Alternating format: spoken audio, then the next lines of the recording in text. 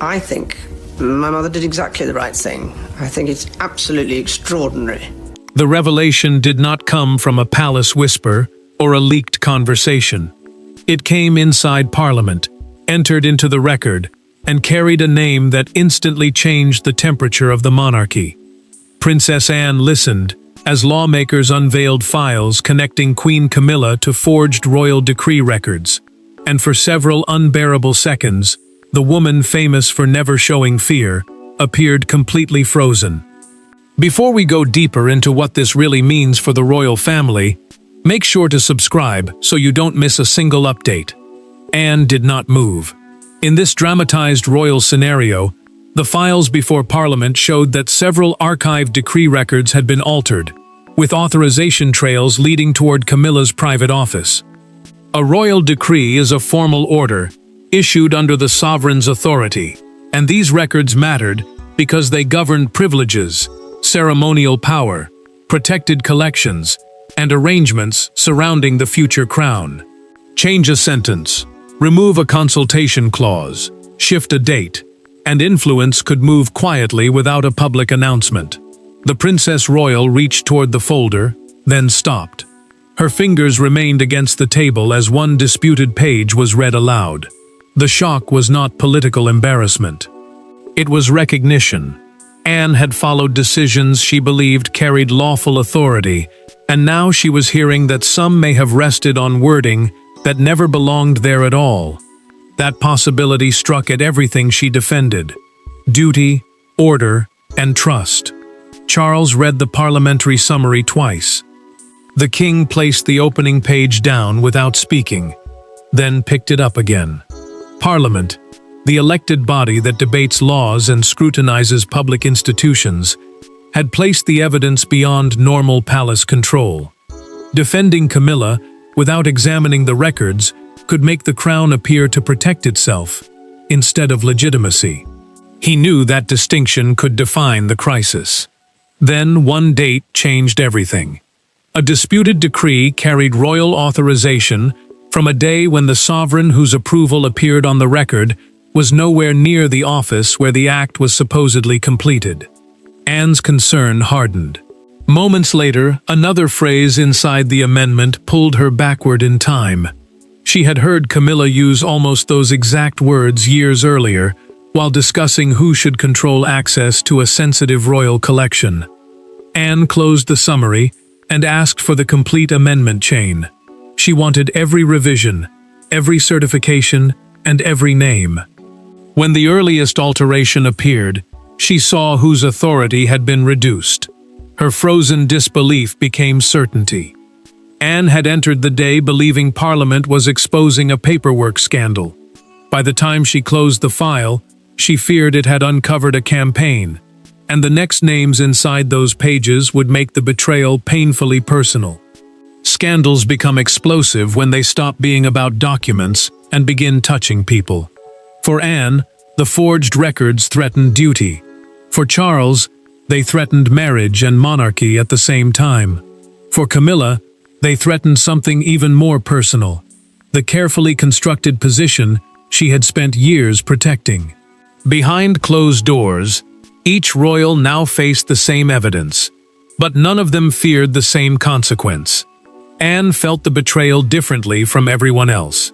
In this dramatized scenario, the Princess Royal had spent decades building her reputation around discipline, service, and respect for procedure.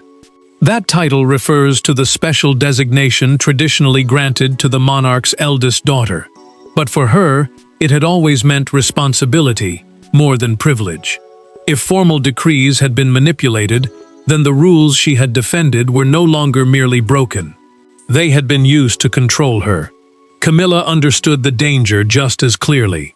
The queen consort's authority inside the working family depended on far more than marriage to Charles. It depended on trust, cooperation, and the belief that her influence came through accepted channels. Now the disputed records threatened to tell a darker story: that power had been strengthened quietly through administrative changes few people had questioned at the time.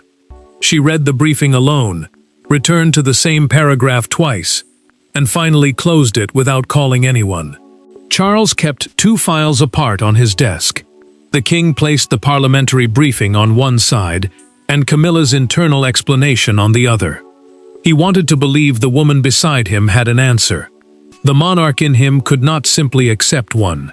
A parliamentary briefing is a formal summary prepared around matters examined by lawmakers, and once such evidence entered that process, palace loyalty could no longer erase its consequences. He stared at both files and understood that choosing too quickly could destroy either his marriage or public trust. Anne entered after the aides had gone. She slid 1 page toward her brother and did not sit down. "Read the instruction beside my name," she said. Charles hesitated, then lowered his eyes. The note stated that she was not to be consulted until implementation was complete. He reached the final line and said nothing. She watched his face change and knew he understood exactly why the wording mattered. William received only a limited extract, yet even that was enough. Prince William noticed that several amended provisions affected authority that would eventually fall under his household. The future king read the clauses once, then again, but offered no accusation. His silence unsettled Charles more than anger would have. He simply asked who had approved the changes and why nobody had informed him. Anne demanded the archive date for the earliest questionable decree. When the answer arrived, her expression hardened. She remembered the year immediately. More importantly, she remembered the argument. The scandal suddenly had a history, and Anne knew exactly where to look for its beginning. The night a dispute over one royal possession became the trigger for everything Parliament had now uncovered. Every conspiracy has a moment before it becomes one. A decision that still looks reversible. A conversation that seems too small to matter. Years before Parliament opened the hidden files, a private argument inside Windsor had ended with Camilla walking away furious and Anne refusing to surrender ground. What happened 48 hours later would become the single detail investigators could no longer explain away. Anne remembered the dispute with painful clarity. In this dramatized scenario, the argument centered on custodianship of several historic royal collections, and who had the authority to approve access for exhibitions, private family use, and ceremonial events. Custodianship simply means formal responsibility for protecting, managing, and controlling access to important royal property. At the time, the princess held an advisory role under an older decree requiring her consultation before certain possessions or privileges could be reassigned. Camilla had wanted temporary control moved into the Queen's household. She argued that a more centralized arrangement would make decisions quicker and avoid repeated family disagreements. Anne refused. The princess insisted that convenience could not override an existing royal order simply because one household wanted greater control. The disagreement sharpened. Then Camilla closed the folder in front of her, stood, and said something Anne would remember years later with a completely different meaning. "Then the decree will have to speak differently." The sentence had sounded like anger then. Now it sounded like intent. Anne circled the amendment date in the parliamentary file and placed an old meeting diary beside it. The entries sat only 48 hours apart. 2 days after that Windsor confrontation, the archived decree had been amended, and the consultation clause protecting her role had disappeared from the operative copy. Charles felt the past closing around him too. The king remembered Camilla telling him at the time that the dispute had been resolved through the proper channels. He had accepted that explanation because he wanted the argument over. Now, reading the documented account attached to the parliamentary evidence, he realized he had never asked what those channels actually were. That omission suddenly felt less like trust and more like blindness. Anne kept reading. The first amended decree carried initials resembling those of a senior royal clerk, yet Parliament's attendance records showed that the clerk had been on medical leave when the change was supposedly certified. Worse still, the same strange formatting and certification pattern appeared in later decrees, affecting access, precedence, and private royal authority. One suspicious change had become a method. Anne pushed back her chair. "Arrange the meeting now," she told an aide. "No secretaries, no equerries, no lawyers." She wanted Camilla alone, with the disputed page between them and that Windsor sentence hanging over everything. For years, Anne had dealt with family conflict through discipline and silence. This time, she would walk into the room carrying evidence, and Camilla would immediately understand why she had come. There were no cameras, no officials, and no parliamentary voices to hide behind when the two women finally faced each other. Anne arrived carrying only 3 pages. Camilla needed only one glance to understand what they contained. The confrontation that followed was not loud at first. That made it worse. Because Anne did not ask whether the records were embarrassing, she asked the one question the Queen could not escape. Anne waited until every aide had left. The princess wanted no secretary, legal advisor, or equerry standing between them. An equerry is a senior royal aide who assists members of the family with official duties and private arrangements. Once the door closed, she placed the parliamentary evidence on the table and repeated the sentence from Windsor. "Then the decree will have to speak differently." Camilla looked at her, and for a moment neither woman moved. Camilla answered carefully. The Queen said administrative adjustments had been handled through staff and approved through normal palace mechanisms. She insisted that disagreements over procedure were not unusual, and that changes could be made when circumstances demanded them. Anne did not argue. She turned over the second page instead.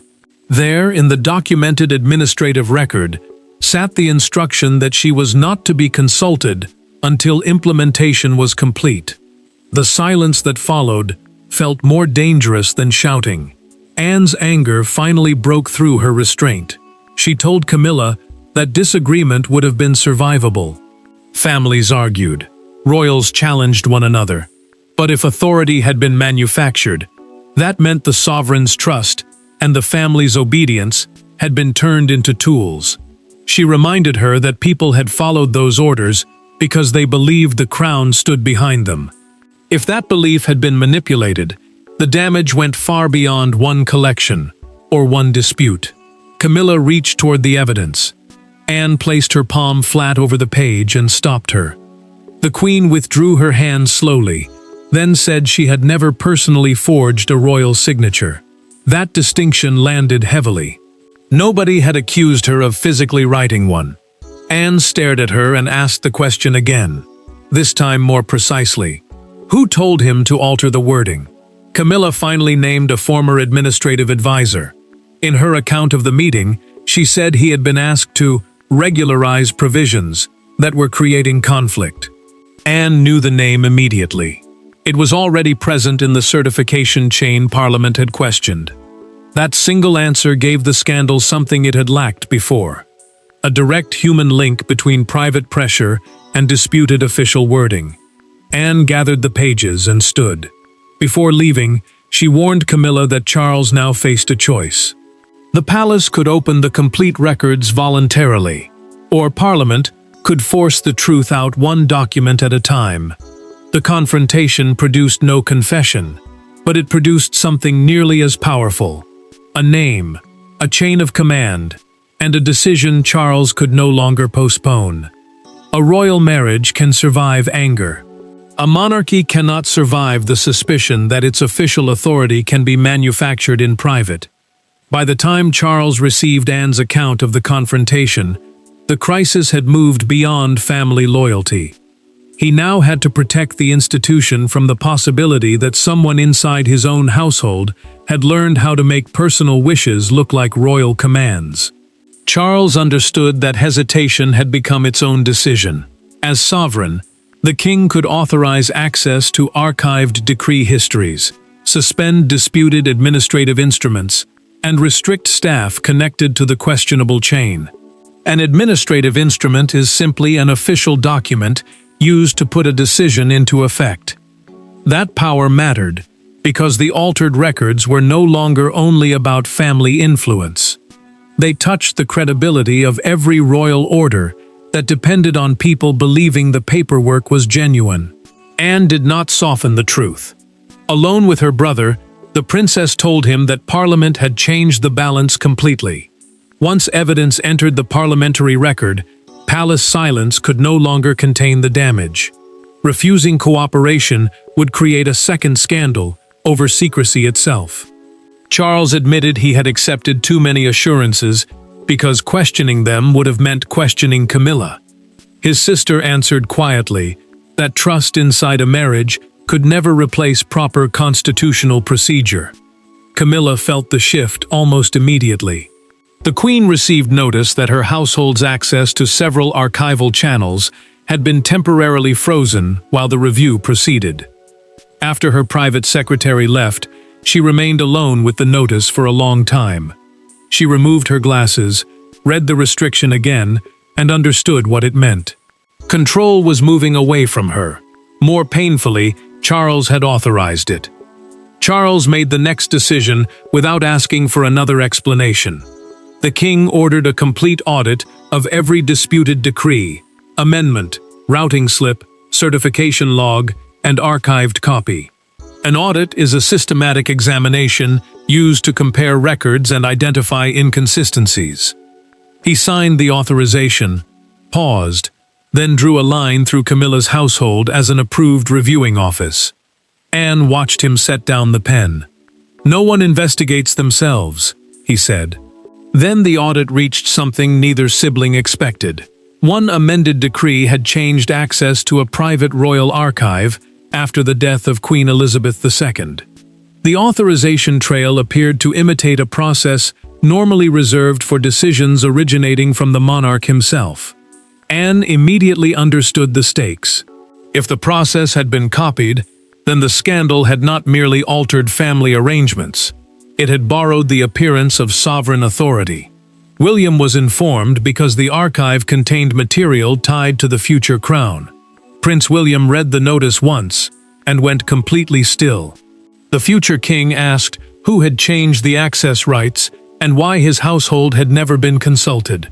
The king had finally acted, but the audit would expose consequences nobody could reverse, and William was about to discover that one forged decree had reached directly into his future.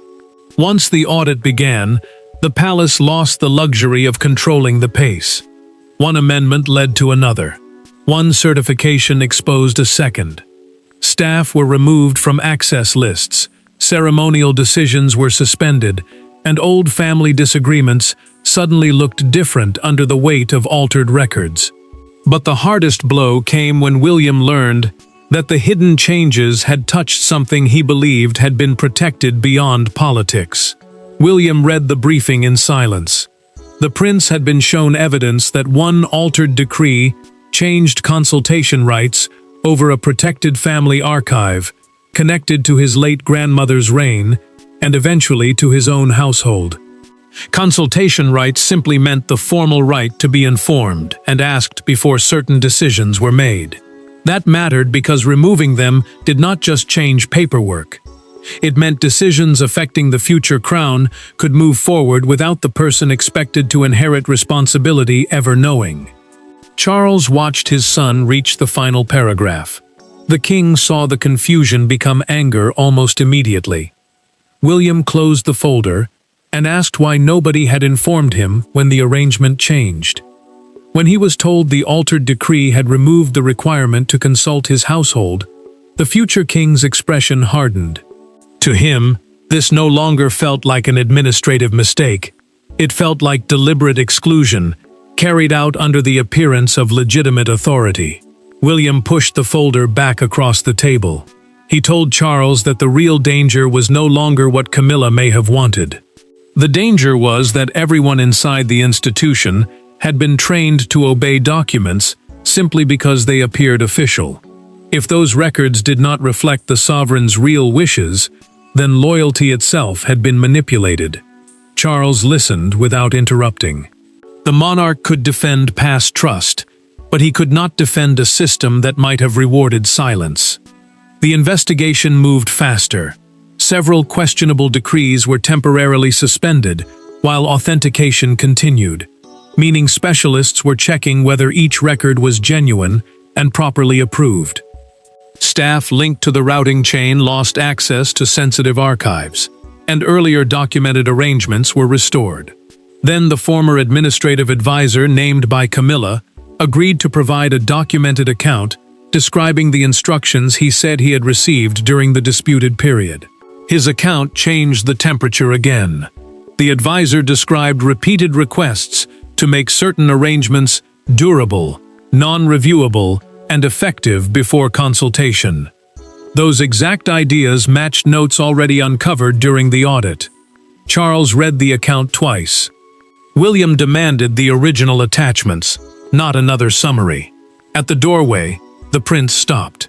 "Every amendment, every name," he said. Then came the final blow.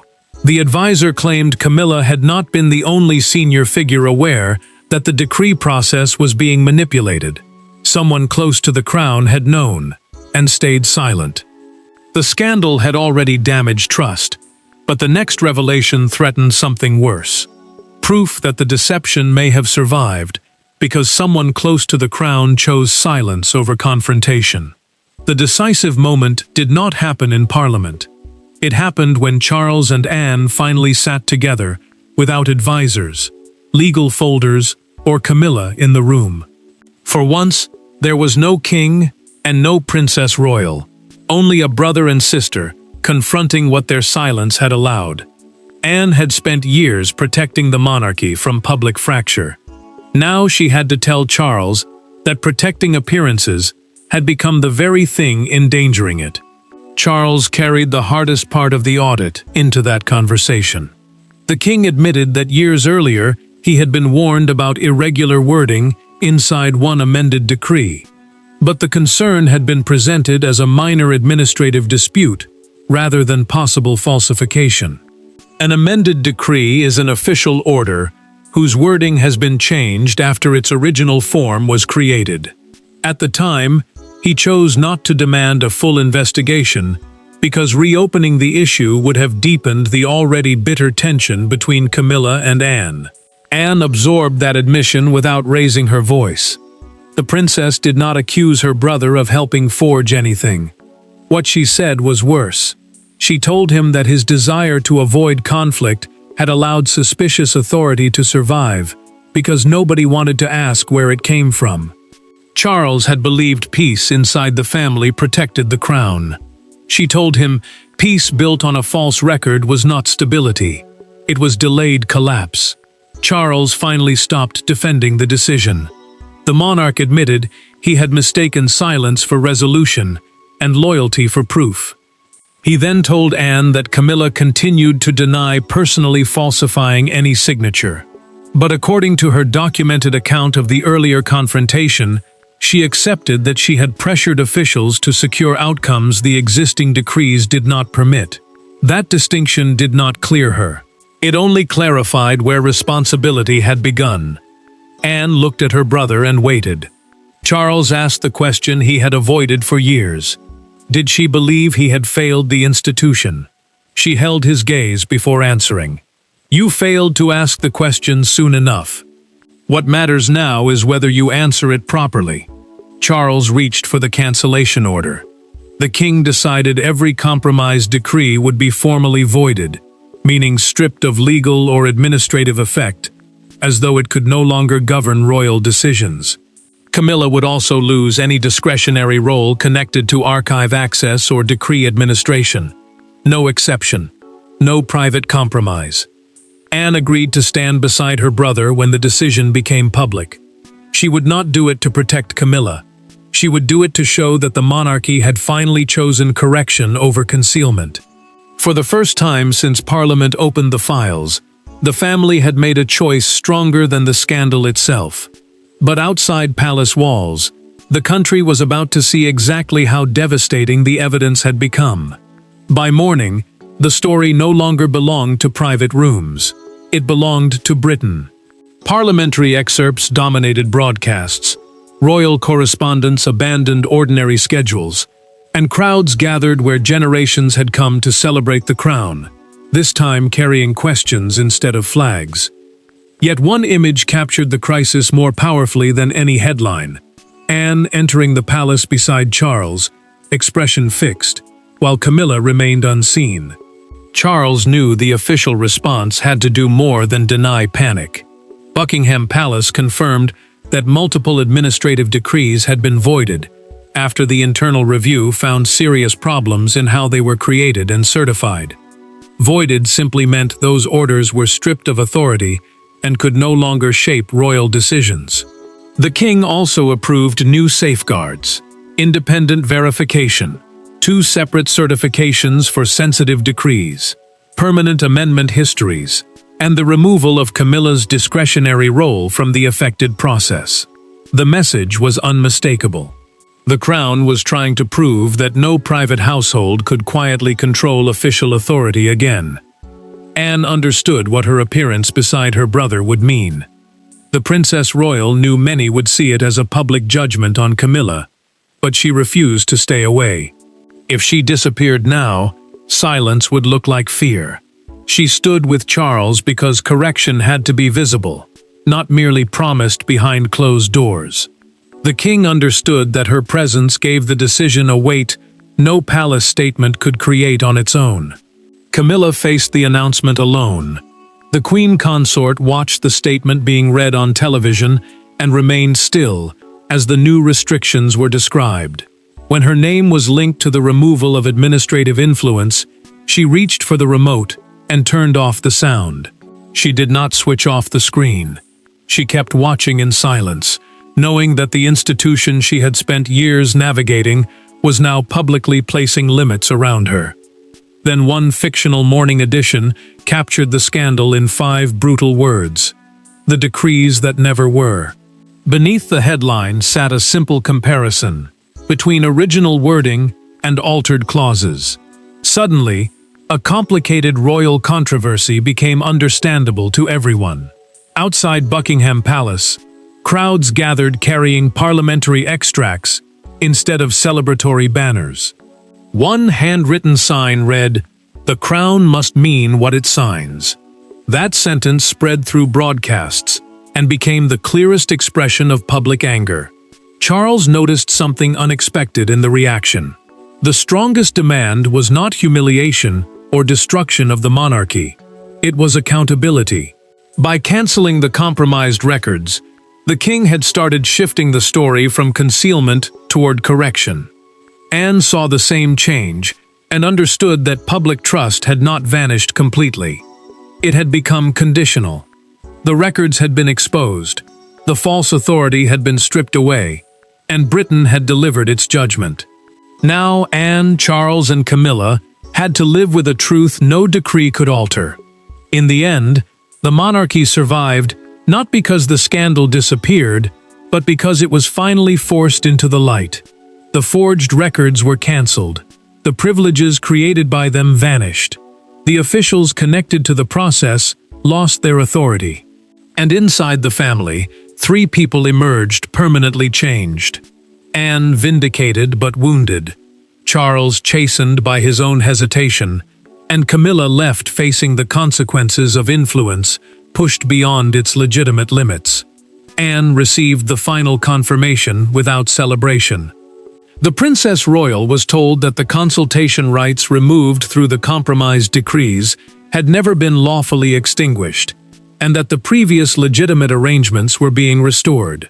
A consultation right simply means the formal right to be included before certain decisions are made. She could have treated the result as vindication. Instead, in a private conversation recorded in the family's internal account of the crisis, she said, "Duty meant very little if procedure could be bent by whoever happened to hold the greatest influence." Charles understood that lesson more painfully than anyone. The king thanked his sister for refusing to let family loyalty silence her when silence would have been easier. Anne answered that loyalty was exactly why she had spoken. She had not challenged him to weaken the crown.